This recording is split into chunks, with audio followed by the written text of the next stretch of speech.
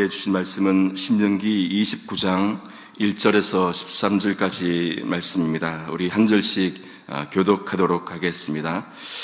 호렙에서 이스라엘 자손과 세우신 언약 외에 여호와께서 모세에게 명하사 모압 땅에서 또 그들과 세우신 언약의 말씀이 이러하니라. 모세가 온 이스라엘을 소집하고 그들에게 이르되 여호와께서 애굽 땅에서 너희 목전에 바로와 그 모든 신하와 그 온 땅에 행하신 모든 일을 너희가 보았나니 곧 그 큰 시험과 이적과 큰 기사를 내가 목도하였느니라. 그러나 깨닫는 마음과 보는 눈과 듣는 귀는 오늘날까지 여호와께서 너희에게 주지 아니하셨느니라.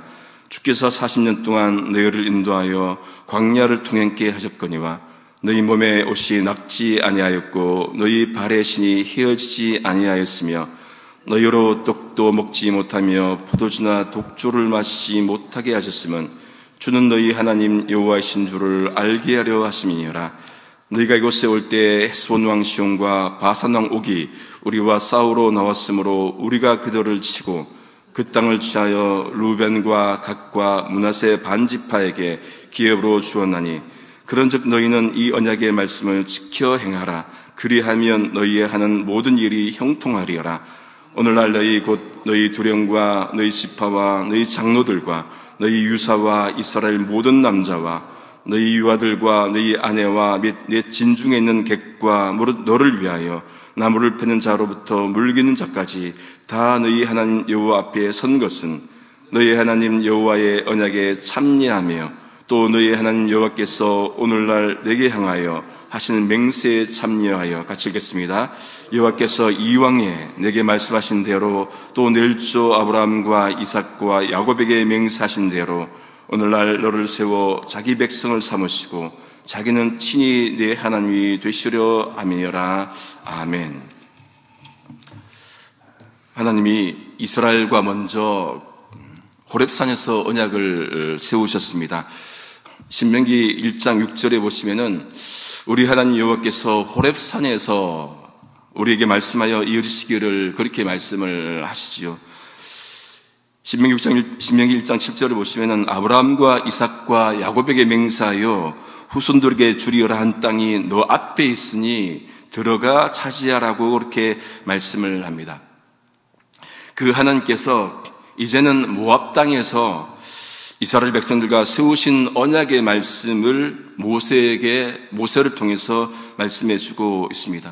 물론 이 모압 땅에서 하신 이 말씀은 앞에서 호렙산에서 하신 말씀과 다른 것이 아니라 그 언약의 반복 강조인 것이죠. 확인시켜주는 말씀이기도 합니다. 모세가 온 이스라엘 백성들을 소집하고는 그들에게 이제 말합니다. 2절에 보시면은 여호와께서 애굽 땅에서 너희 목전에 바로와 그의 모든 신하와 그 온 땅에 행하신 그 모든 것을 이제 보았다. 그렇게 말씀을 하지요. 그럼 여기서 그들이 본 것은 무엇입니까? 그들이 본 것은 큰 시험과 이적과 큰 기사입니다. 출애굽하는 과정 속에서 많은 시험들을 받고 경험했고 이적을 받고 기사를 특별히 홍해를 가르는 것을 이제 경험한 것이죠. 그렇게 됐는데 4절을 보시면은 무엇으로 시작합니까? 그러나로 시작하죠. 뭔가 문제가 있다는 거예요.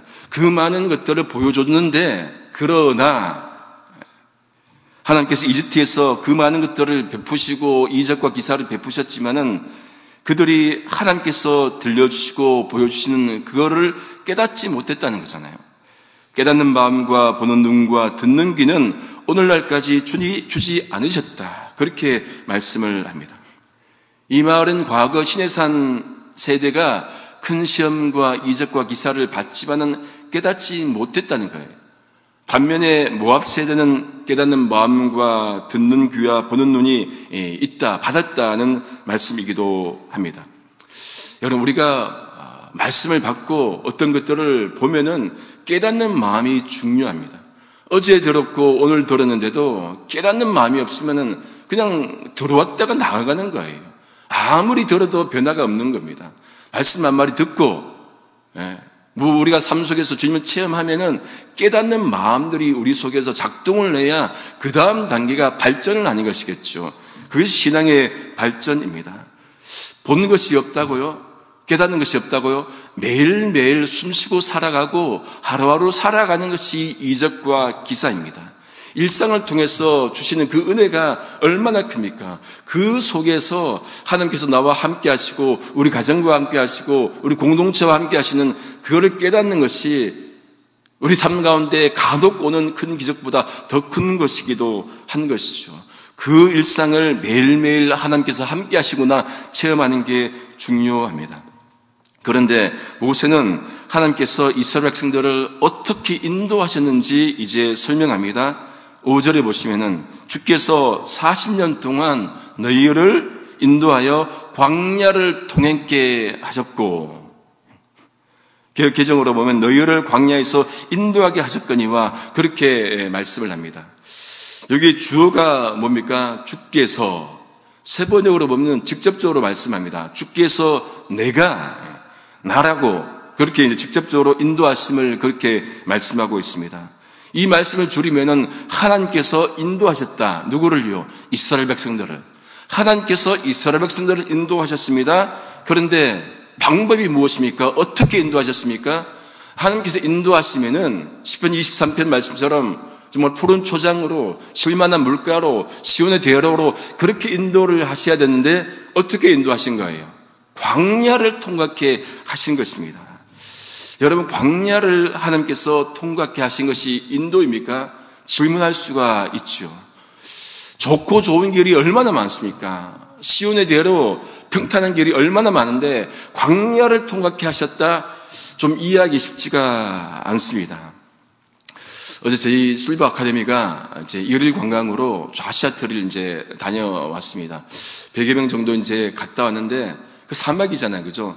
사막을 이제 통과하면서 이렇게 좌시아트를 이제 보고 선인장 같은 것 이렇게 있어서 참 신기한 나무다 해서 몇 분이 이제 이렇게 아시는 분은 이제 안 내리시고, 말씀을 드렸는데 내리셨더니만, 예쁘다, 뭐 그러면 찔리신 거예요, 몇 분이. 이렇게. 신발을 잘못 밟으셔갖고 찔리시기도 하시고. 그래서 고생을 하셨습니다. 몇 분은 또 이렇게 좀, 가시를 빼다 보니까 피도 나시고. 그런 것들은 뭐예요? 광야거든요, 광야. 그 광야를 통과케 하셨다. 누가요? 하나님께서. 이게 좀 쉽지 않습니다, 이 이야기가. 여러분, 그런데 하나님께서 우리와 함께 하신다는 것이 그냥 평탄한 길로만 인도하신 것이 아니에요. 광야 자체가 없게 인도하신 것이 아니지요. 진공 상태에서 천상에서 인도하는 것이 아님을 우리가 알아야 합니다. 우리는 이 땅에 살면은 반드시 광야를 거치게 되어 있습니다. 그 속에서 깨닫는 것이 중요하겠죠. 예수님도 큰 문과 좁은 문 비유를 드시면서 뭐라고 말씀합니까? 적극적으로 좁은 문으로 가라 말씀하시죠. 마태복음 7장 13절 14절에 보시면은 좁은 문으로 들어가라 명령형입니다. 멸망으로 인도하는 문은 크고 그 길이 넓어서 그리로 들어가는 자가 많고, 어떤 문입니까? 멸망으로 인도하는 문이에요. 어떤 문입니까? 큰 문이에요. 반대로 생명으로 인도하는 문은 좁고 그 길이 협착하여 찾는 자가 적음이라. 완전히 반대지요. 우리가 생각하기에 크고 넓은 길이 생명으로 인도하는 길 같은데 크고 넓은 길이 뭡니까? 멸망으로 인도하고 그렇게 말씀을 합니다. 좁은 길, 험난한 길 가지 않아요. 그런데 뭐라고 말씀합니까? 생명의 길, 생명으로 인도하는 문이다. 그렇게 말씀을 합니다. 예수님이 살았던 삶의 방식과 우리 세상 사람들의 삶의 방식, 이 간극은 커도 너무나 큽니다. 모세는 하나님께서 이스라엘 백성들을 광야를 통과하시면서 하신 일을 말씀해 주십니다. 그 광야를 통과케 하시면서 어떤 일을 하셨다고 말씀합니까? 5절 하반절에 보면은 너희 몸의 옷이 낡아지지 아니하였고 너희 발의 신이 헤어지지 아니하였다. 그렇게 말씀을 합니다. 40년 동안 그렇게 통과하는 그 광야길에 신발이 낡지 않겠습니까? 옷이 헤어지지 않겠습니까? 헤어졌겠지요. 낡아졌겠지요. 그럼에도 불구하고 공급해 주셨다는 말씀이기도 한 것입니다. 맨발로 다니지 않게 하셨다는 그 말이지요. 하나님께서 우리 인생 가운데 얼마나 많은 것들을 공급해 주셨습니까? 증거가 없습니까? 매일매일 살아가는 가운데 공급해 주시는 것, 이게 하나님의 인도하심이자 공급이지요. 먹이시지요, 입히시지요, 재워주시지요. 얼마나 많은 것들을 우리 삶 가운데 했습니까? 그 어려움 가운데 하나님이 하신 것들을 찾는 이에게 체험이 있는 거예요. 그 체험으로 살아갈 수가 있습니다. 하나님이 그렇게 하시면서 무엇을 말씀하고자 합니까? 하나님께서 그들의 하나님이시고 내가 너희의 하나님이야, 이거를 말씀해 주시는 것이지요. 6절을 보시면은 너희에게 떡도 먹지 못하며 포도주나 독조를 마시게 못하게 하였음은 주는 너희의 하나님 여호와이신 줄을 알게 하려 하시니라. 약간 이렇게 이해하기 쉽지 않습니다. 세 번역으로 읽어드리겠습니다. 너희는 빵도 먹지 못했고 포도주나 독한 술도 마시지 못했다. 그러나 나는 너희에게 필요한 것을 주어서 내가 바로 주 너희의 하나님임을 너희에게 알리고자 하였다. 먹을 것이 없을 때 하나님께서 공급해 주셨기 때문에 내가 너희의 하나님이야, 그것을 알리고자 하셨다는 말씀이죠. 어려울 때, 필요할 때 공급해 주신 하나님, 그 하나님임을 말씀해 주고 있습니다. 풍요로울 때 여러분 하나님 찾는 것, 그거 쉽지 않잖아요. 인생이 풍요로운데 왜 하나님 찾습니까? 내가 잘나서 주변 사람들을 도와줘서 이 모든 것들을 이루었다면 하나님을 망각하기 쉽습니다. 그런데 때로는 어렵고 힘든 일이 닥치면은 주님 앞에 옵니다. 엎드립니다. 기도합니다. 간절히 부르짖습니다. 찾습니다. 어려움이 있을 때 찾잖아요, 우리가. 교회에 정말로 열심히 아니다가도 어려움이 있을 때 정말로 와서 구하는, 그것도 하나님께서 기뻐하시죠. 오니까. 예. 그런 가운데 우리 삶 가운데 어려움이 있을 때 찾는, 내가 너희 하나님이야, 너를 돕겠다, 그 말씀을 하시는 겁니다. 여기에 언약 공식의 두 축이 있습니다. 너희는 나의 백성이고 나는 너희 하나님이야. 여기 언약 공식이잖아요. 이 말씀을 오늘 본문에서도 계속 말씀해 주시죠. 나는 너희 하나님이야, 너희는 내 백성이야. 결론적으로 말씀하는 것이 뭡니까? 걱정 말라는 거잖아요. 언약 맺었으니까 걱정 마. 때로는 힘들고 어렵더라도 내가 너희 하나님이야, 너희는 내 백성이야. 그러니 걱정 마. 시험이 있더라도 걱정 마. 그 말씀을 하시는 것이죠. 그 말씀을 모세가 이제 과거 사건을 통해서 이제 비추어 줍니다. 7절 이하에 보시면은 이제 역사를 보여주시죠. 너희가 이곳에 올 때에 헤스본 왕 시온과 바산 왕 옥이 우리와 싸우러 나왔으므로 우리가 그들을 치고 그 땅을 차지하여 루벤과 갓과 므낫세 반지파에게 기업으로 주었나니. 여러분, 이스라엘 백성들이 광야를 통과해서 오면서 이제 가나안 땅에 들어가면서 이제 싸우잖아요, 그렇죠? 싸운단 말이에요. 민수기 21장에 보시면은 이스라엘이 가나안을 향해 가는 과정 중에 아모리 왕 시온에게 사신을 보냅니다. 우리가 그냥 통과할 테니까 그냥 길만 터주라. 하나도 건드리지 않겠다. 밭에도 들어가지 않고 포도원도 들어가지 않고 물도 마시지 않고 그냥 큰 길로 가겠다. 그러니 걱정 말고 길만 열어주라. 그랬더니 어떻게 합니까? 아모리 왕 시온이 싸우러 온 줄 알고 허락하지 않잖아요. 그래서 이스라엘 백성들이 함께 싸워서 이제 무찌르죠. 이후에 이제 또 바산으로 올라갑니다. 그 길에도 이제 또 같은 일이 벌어지잖아요. 그때 하나님께서 모세에게 이렇게 말씀을 하십니다. 민수기 21장 34절에 보시면은 그를 두려워하지 말라. 내가 그와 그의 백성과 그의 땅을 내 손에 붙였나니. 개역 개정으로 보면은 내 손에 넘겼나니. 두려워 마. 내가 그들을 너 손에 넘겼어. 그러면 이제 끝이에요. 너는 헤스본에 거주하던 아모리인의 왕 시온에게 행한 것 같이 그렇게 하라는 겁니다. 어떻게 하는 거예요? 이겼기 때문에 또 가서 싸우라는 겁니다. 내가 너와 함께 하니까, 넘겼으니까 가라는 거죠. 그래서 어떻게 됩니까? 이에 그와 그의 아들들과 그 백성을 다 쳐서 한 사람도 남기지 아니하고 그 땅을 점령하였다. 하나님께서 함께 하심을 역사를 통해서 말씀을 합니다. 그 과거 사건을 모세가 상기시켜주면서 하시는 말씀이 이제 9절 말씀, 오늘 말씀 9절입니다. 그런즉 너희는 이 언약의 말씀을 지켜 행하라. 그렇죠? 지켜 행하라. 신명기의 핵심 표현 지켜 지켜 행하라. 그리하면은 너희가 하는 모든 일이 어떻게 해요? 형통할 것이다. 너희가 하는 모든 일이 형통하고 성공할 것이다. 그렇게 말씀을 합니다. 성공과 형통의 비밀은 뭡니까? 말씀을 듣고 지키고 행하는 것. 이게 비밀 공식이지요. 이제 하나님께서 10절에서 13절 마지막에 백성들과 언약 맺으시는데 그 언약 범위가 좁지 않아요. 이게 하나님의 은혜입니다. 언약 맺으실 때 그 앞에, 하나님 앞에 서게 합니다. 두령과 지파, 그들의 장로, 유사, 지도자죠. 이스라엘 모든 남자, 그치 아니라 유아들도, 모든 남자도, 아내들도, 그들과 함께 있는 객도, 그리고 그들을 위해서 나무를 패는 자로부터 물기는 자까지 얼마나 많은 범위 대상이 있습니까? 몇 사람만 언약 맺은 것이 아니라 모든 사람들과 언약을 맺으십니다. 심지어 객도, 나무하는 사람, 물기는 사람, 약한 자들, 전한 사람들 다 언약 안으로 들어올 수 있습니다. 무엇을 말씀합니까? 하나님 안에 들어가는 자격 조건 따지는 게 없는 거예요. 모두가 들어올 수 있다는 말씀을 하는 겁니다. 누구든지, 여러분 이것이 로마서의 핵심이죠.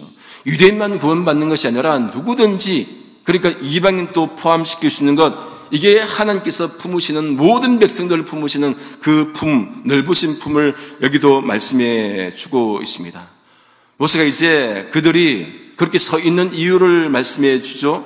그 말씀 12절 13절에 여호와의 하나님의 언약에 참여하며, 언약에 참여하는 것, 또 여호와 하나님께서 그들에게 하시는 맹세에 참여하여 여호와께서 그들에게 말씀하신 대로, 조상들에게 맹세하신 대로, 아브라함과 이삭과 야곱에게 맹세하신 대로 뭐라고 하십니까? 13절에 오늘 그들을 세워 자기 백성을 삼으시고 그는 친히 그들의 하나님이 되리시려 하매라. 이게 언약 공식이잖아요. 그들이 내가 너희의 하나님이 되고 너희는 내 백성이 된다는 언약 공식을 오늘 말씀에서도 마지막에 또 확인시켜 주고 있습니다. 중요한 것은 그 언약에 참여하는 것. 여러분 함부로 자기가 참여하고 싶다고 참여합니까? 아니에요. 초청하니까, 하나님께서 허락하시니까 들어오는 거지요. 하나님께서 초대하시고 불러주시고 자녀 삼아주시고 하니까 우리가 하나님의 자녀 된 것이죠. 29장에 보면은 6절과 13절 두 번씩이나 그 언약 공식을 말씀해 주고 있습니다. 그 말씀은 무엇입니까? 내가 너희와 함께 한다. 이 말씀을 하시는 거예요. 지금 어디예요? 광야잖아요. 그렇죠? 광야를 거쳐오면서 하시던 그 말씀은 다른 어떤 것보다도 중요한 건 내가 너와 함께 합니다. 그 말씀을 하시는 것이죠. 우리 모두도 광야 인생길 거치지만은 우리가 표면적 유대인은 아니지만은 이면적 유대인이잖아요. 하나님 백성입니다. 그러니 우리도 하나님의 그 언약 공식 안에 참여하는 자이죠. 그러니 하루하루 살아가면서 어렵더라도 힘들더라도 우리가 그 언약을 믿고 나아가야 합니다. 하나님께서 말씀을 정리합니다. 이스라엘 백성들과 언약 맺으셔서 보호하셨습니다. 이스라엘이 잘나서가 아니라 그들이 철저한 하나님의 은혜 때문입니다. 이 언약 공식은 하나님이 맺으셨기 때문에 하나님이 깨지 않으세요. 인간이 잘못해서 인간이 때문에 깨어질 수 있지만은 하나님은 깨지 않으십니다. 오늘 또 우리와 함께 하시고 또 우리를 자녀 삼아 주시는 그 언약을 믿고 말씀 듣고 지키고 행하면서 살아갈 수 있기를 성부 성자 성령이신 삼일째 하나님의 이름으로 소망합니다. 기도하시겠습니다. 부모하신 아버지 하나님 감사합니다. 죽을 수밖에 없는 죄인들에게 먼저 다가오셔서 손 내미시고 언약 관계를 맺어주시니 감사합니다. 하나님의 은혜가 아니고서는 이 자리에 설 수도 없고 하나님의 언약이 아니고서는 살아갈 수 없는 존재들입니다. 하나님의 언약에 불려주셨으니 그 언약에 잘 참여하는 우리가 되도록 은혜 더하여 주옵소서. 그래서 하나님의 말씀을 잘 듣고 지키고 행하도록 오늘도 저에게 힘 더하여 주옵소서. 예수님의 이름으로 기도드립니다. 아멘.